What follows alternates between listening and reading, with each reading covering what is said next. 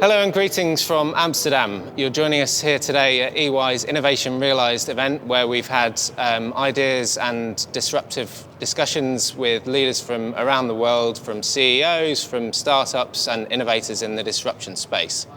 Delighted today that we have 4 expert speakers to help illustrate and bring some of these buzzwords to life. We've got Will Cooper from Tribal Planet, Valerie Keller from EY Beacon Institute, Rob Van Lane from Royal DSM, and Anima Lavoie from Airbnb. Valerie, so why are these innovative, dynamic leaders coming together to talk about issues like hunger and poverty, water? Why are these relevant to businesses?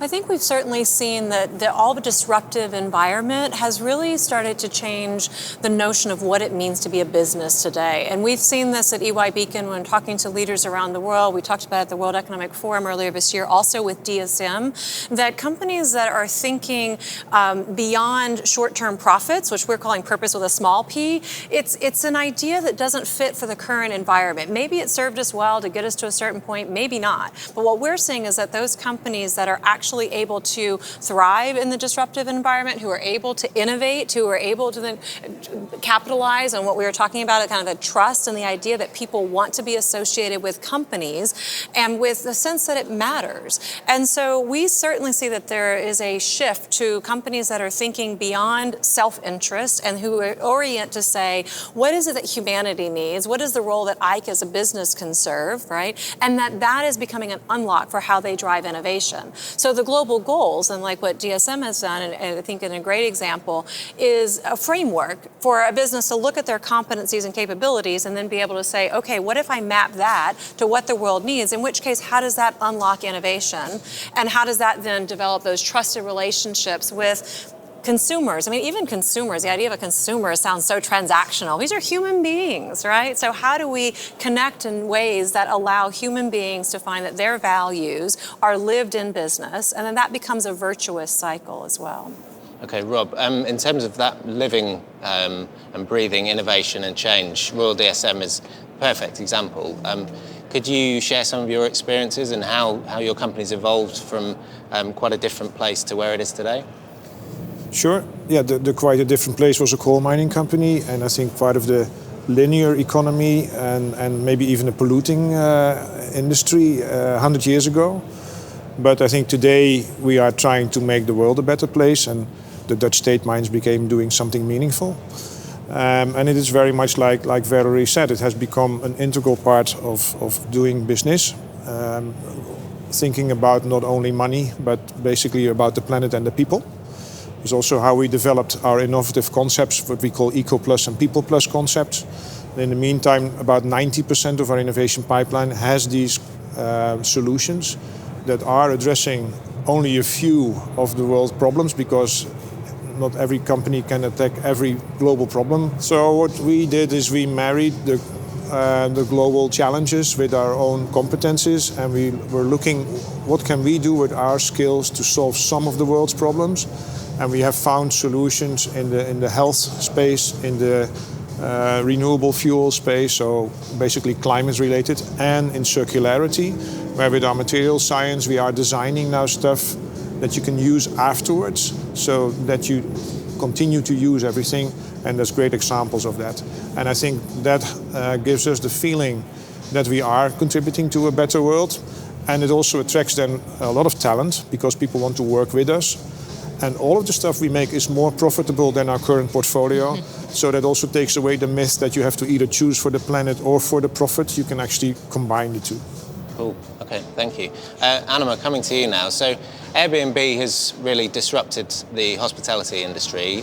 Just 10 years, huge change, and everyone uses Airbnb. Everyone knows about Airbnb. But could you speak to some of the work that you're doing around social impact and how that's driving innovation at Airbnb? Absolutely. So, I think the first thing I think of here when we talk about baking social impact into the core of our business model is actually our CEO, Brian Chesky, who recently has really come out talking about Airbnb as a 21st century company, both as a vision and as a statement. And when he's saying a 21st century company, he really boils this down to two things. And the first is having an infinite time horizon. right? So we can't just be extractive of value. We can't just burn bridges and burn relationships. We have to take care of our relationships. And the second is serving all stakeholders. And notice I didn't say shareholders, I said stakeholders. And so for the Airbnb, we really think of ourselves like a community. And so we have a tremendous community worldwide of hosts who are opening their homes, of travelers who trust us to be the intermediary to sleep in a stranger's home, right? Soon to be a friend.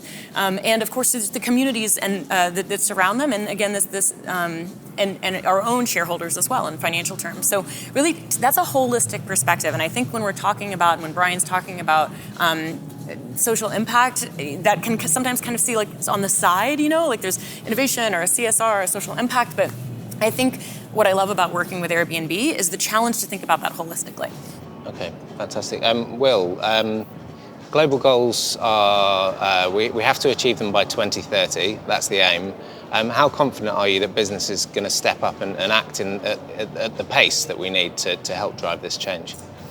Yeah, well, fundamentally, the delivery of the goals is down to individuals. It's down to people. It's down to young people. It's down to, people in the US, in China, in Russia, in Africa. So, I think what's really encouraging is, first and foremost, the goals itself is possibly the most comprehensive standard and framework that we have. And what's incredibly encouraging as well, the corporations and the non-profits that we're working with, the most forward-thinking, are standardizing their focus around the goals right now. I think the next stage that we face over the next 2 to 5 years is how those corporations and non-profits and governments can make those goals accessible to people like you and I, and provide people with the opportunity to take personal action against the goals that they care about. But at Tribal, we're incredibly optimistic that they're deliverable. Final word for you, Valerie. Do you share that optimism? Are we going to solve these global challenges? Well, when I hear from people like Anima and Rob and Will, yes, I do feel that way. But, I think we certainly are at a zeitgeist around this conversation. What does it mean to be organizations today? What is this 21st century corporation? And Beacon is also a community that EY is part of living our purpose of building a better working world. As we said, let's show where those companies really are on the leading edge of saying, we go for long term, we think in terms of not externalities versus internalities, that we actually are part of this planet, and that organizations are comprised of organisms, right? And it's the human beings and the relationships that we have with each other. And those organizations that are getting it right in the 21st century are the ones that are able to disrupt, to unlock innovation, whether it's in terms of business models. It doesn't have to be abstract. It's ultimately saying, can we as human beings in our businesses today help people thrive and do it in a planet that works as well? To where we're starting to see those 21st century organizations that are out-competing others in the current game are actually those that are playing a bigger game. And they're playing a game that is around purpose, and it is around helping solve some of humanity's greatest challenges. And then what do we feel when we do that? We feel fulfilled. It makes it matter, this time and experience that we have in life. Fantastic. Well, on that positive note, thank you all. I'd invite our viewers to get involved by using the hashtag InnovationRealised.